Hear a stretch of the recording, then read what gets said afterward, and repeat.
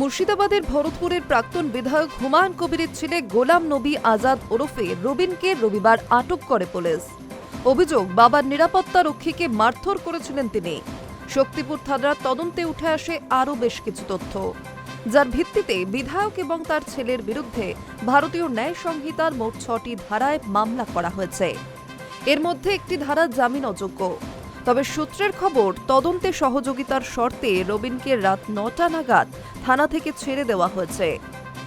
জানা গিয়েছে, সরকারি কর্মীকে দায়িত্ব পালনে বাধা, অসৎ উদ্দেশ্যে ভুয়ো নথি তৈরি সহ একাধিক ধারায় হুমায়ুনের ছেলের বিরুদ্ধে মামলা করা হয়।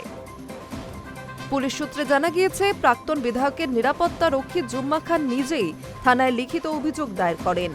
তার দাবি, রবিবার হুমায়ুনের অফিসে বৈঠক চলাকালীন তিনি ছুটি চাইতে গেলে হুমায়ুনের সঙ্গে বচসা বাঁধে। অভিযোগ অনুযায়ী সেই সময় প্রাক্তন বিধায়ক তাকে চড়ও মারেন। পরিস্থিতি উত্তপ্ত হলে হুমায়ুনের পুত্র সেখানে এসে ওই কনস্টেবলকে মারধর করেন। ঘটনার পরই কনস্টেবল থানায় গিয়ে অভিযোগ জানান। এই অভিযোগের ভিত্তিতেই শক্তিপুর থানার পুলিশ রবিবার সকালে বিধায়কের বাড়িতে যায়।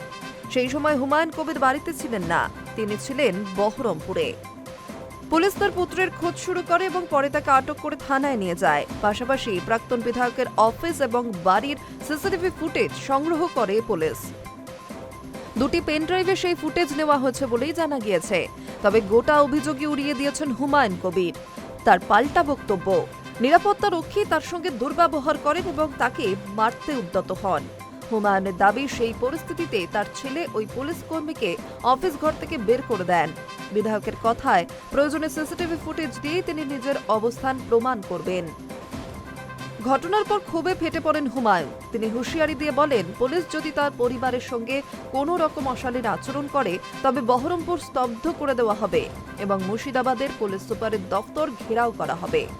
পরে খবর পেয়ে তিনি নিজেই শক্তিপুর থানায় পৌঁছান। এই নিয়ে রাজনৈতিক প্রতিক্রিয়াও এসেছে। তৃণমূলের মুখপাত্র অরূপ চক্রবর্তী বলেন, হুমায়ুন নিজেই নিরাপত্তা রক্ষীর গায়ে হাত তোলার কথা স্বীকার করেছেন। পুলিশের গায়ে হাত তুললে আইন অনুযায়ী ব্যবস্থা নিতেই হবে বলেও মন্তব্য করেন তিনি। Hi news network.